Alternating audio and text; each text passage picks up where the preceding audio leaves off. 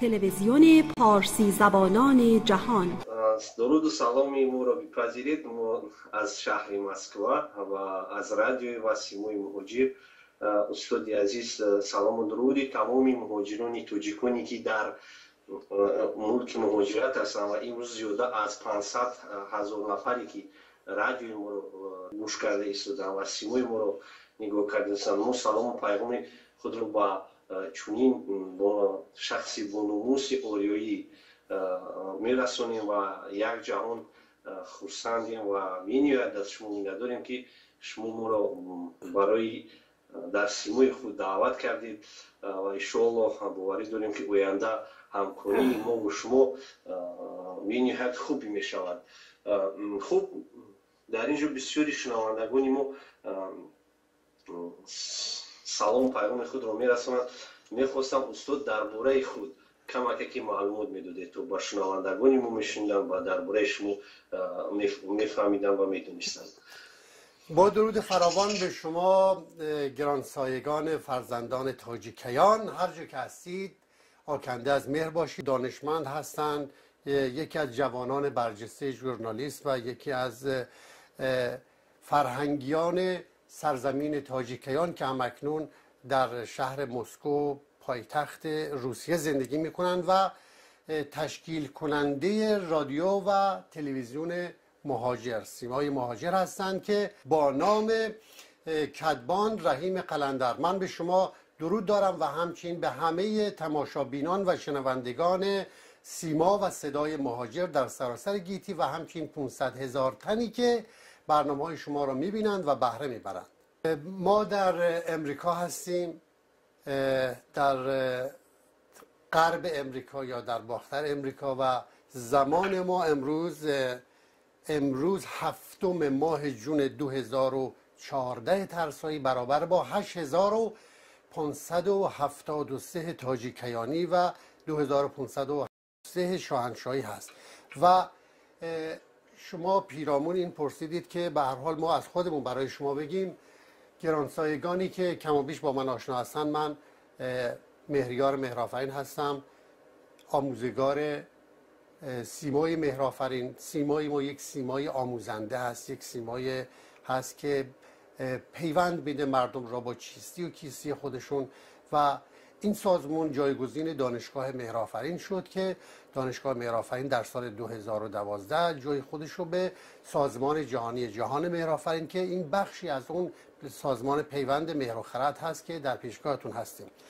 کارهایی که من انجام دادم تاجیکستان را مام گرانسایه می‌دارم. مادر ما هست، همه سرای ایران برای ما ارزشمند و ورجاوند هست.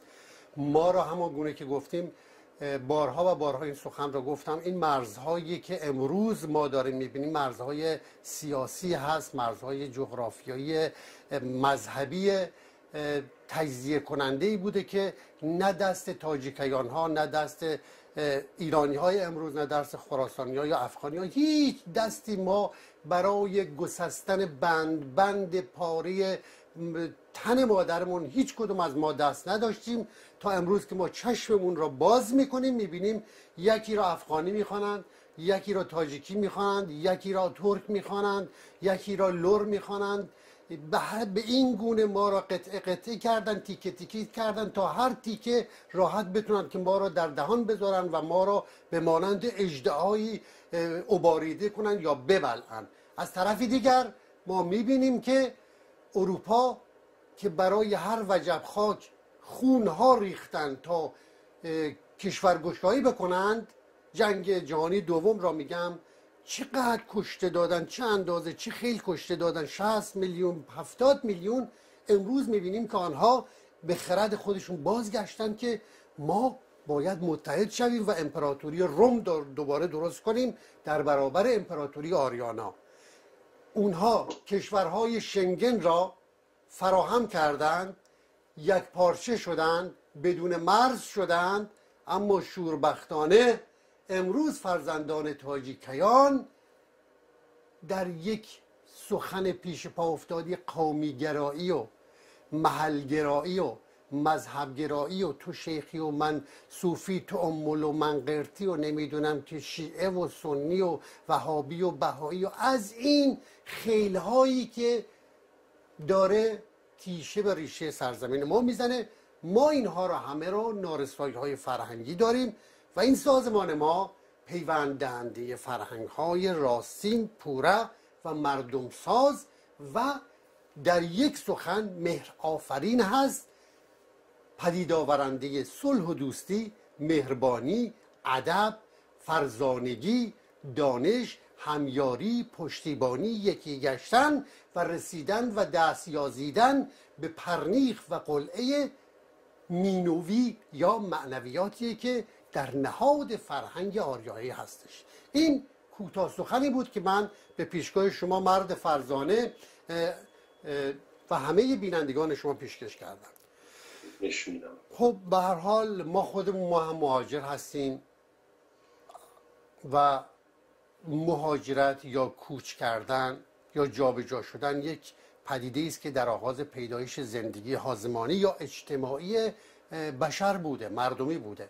در آغاز زندگی بر دو پایه دامداری و کشاورزی بوده که آنهایی که دام داشتند مهاجرت میکردن، کوچ میکردن برای اینکه به چراگاه‌های بهتری برسن، برای اینی که سرما و گرما بتوانند که جان به حال مال خودشان را یا رمه خودشان را یا گله‌های خودشان را بتوانند که بهلانن و نجات بدن و بتونن که به ذخایر و به علوفه و به حال خوراک دامی برسن. این چیزی بوده که در آغاز بوده. برخی دیگر مهاجرت ها بوده که مهاجرت هایی بوده که کسانی در گزند بودن، جانشان اینها از این کشور به آن کشور.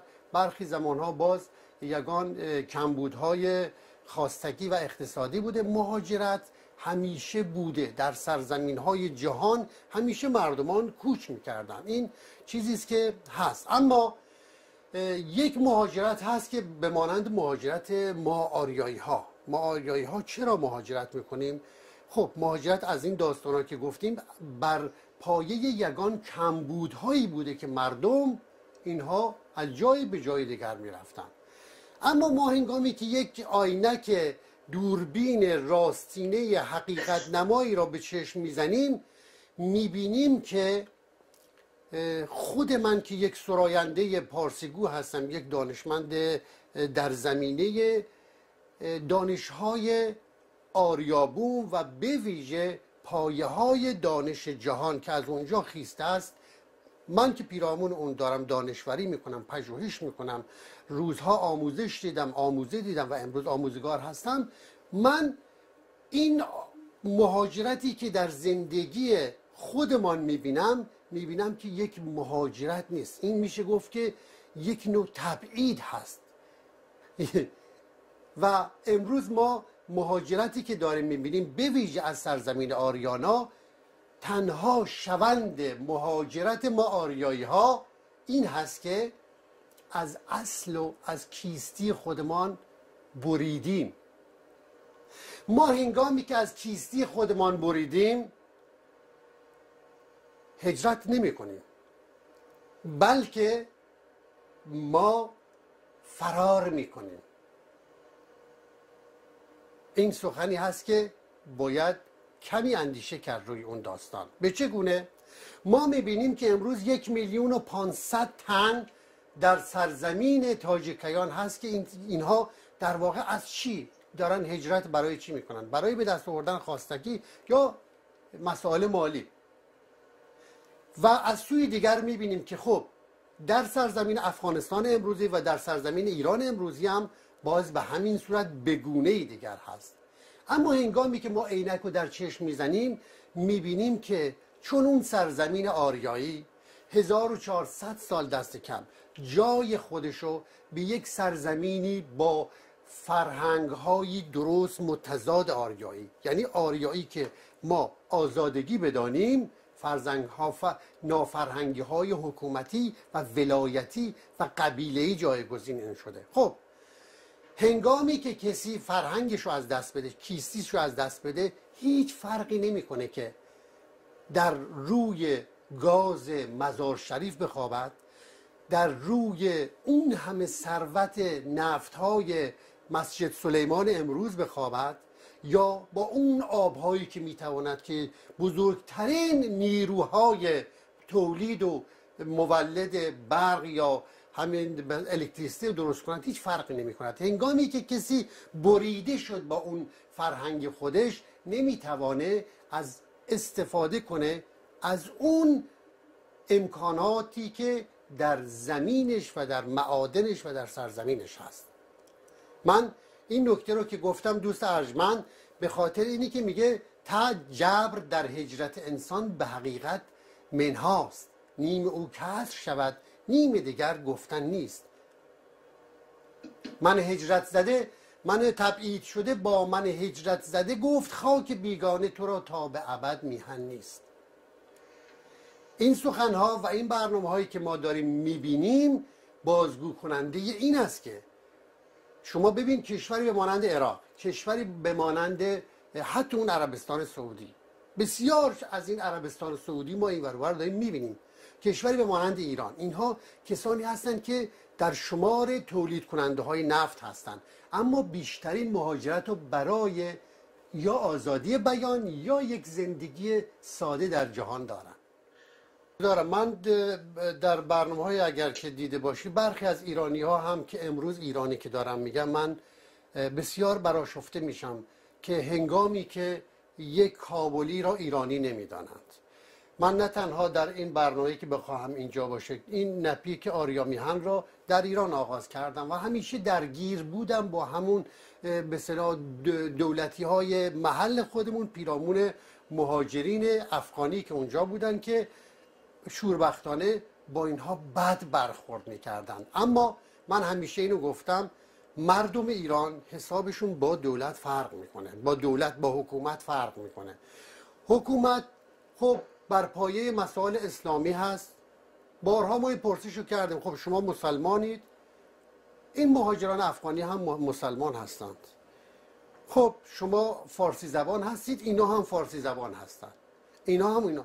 چگونه وقتی که یک کشوری به نام انگلیس که همه فوش بهش میدید، به نام آمریکا، یک افغانی بلند میشه میره اونجا، بعد یه مدتی که سیتیزن شد، بچهش با بچه میتونه همه امکاناتی رو مدرسه، مکتب استفاده کنه، ولی شما چطور به هم زبانتان، به قول خودتون به هم نژادتون، به هم مذهبتان، به اینها شناسنامه نمیدید؟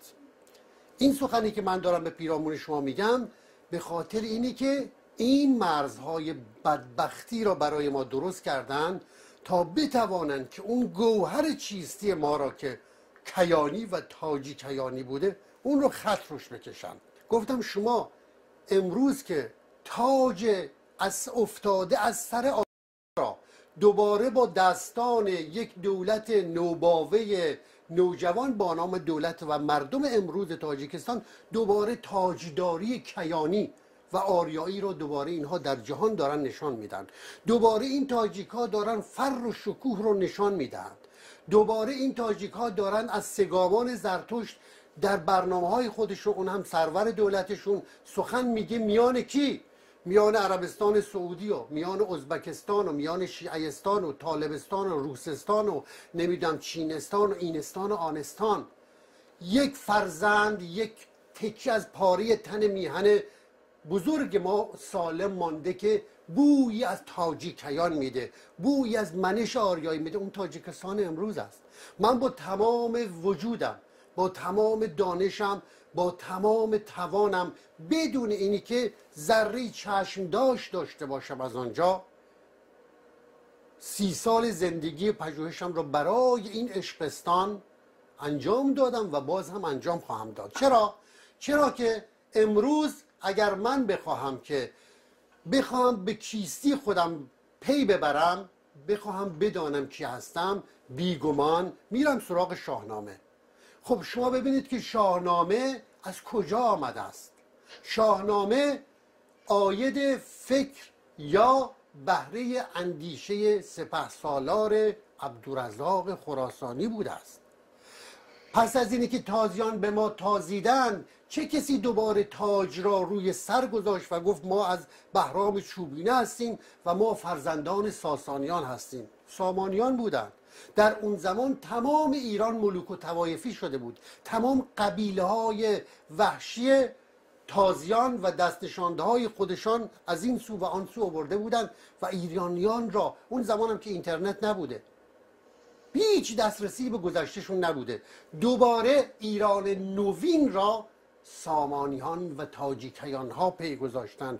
تاجیکستان در روان من هست، تاجیکستان ناموس من هست، تاجیکستان شناسنامه من هست، تاجیکستان چیستی و کیستی من هست. من هنگامی که میام شاهنامه رو میخوانم، هنگامی که به زمان کیخسرو میبینم، هنگامی که میام این آکادمی های دزد فرهنگ، دزد دانشگاه های معتبر جهان رو میبینم، میفهمم که چه کلاهی سر ما رفته است. بنچک ما سرزمینی ورجاوندی به نام خورکند خوجند، اونجا تا جایی که من پژوهیدم که با دستان کیخسرو بنیاد نهاده است، 8573 سال نزدیک به این سال این بزرگی دارد. ولی امروز ما میبینیم که تاجیک نمیدونه کی است. بیشتر فرزندان تاجیک نمیدونن. یک کمی که دست را سایبان چشم میکنن، ها لنین و استالین هم یادشون هست، حتی خواندنی هاشون، حتی زیایی هاشون. و این جای دریغ هست. از سوی دیگر فرزندان ایرانیان نمیدونن تاجیکی چی هست. فرزندان کابلستان را بیگانه میبینن، فرزندان بدخشان را بیگانه میبینن.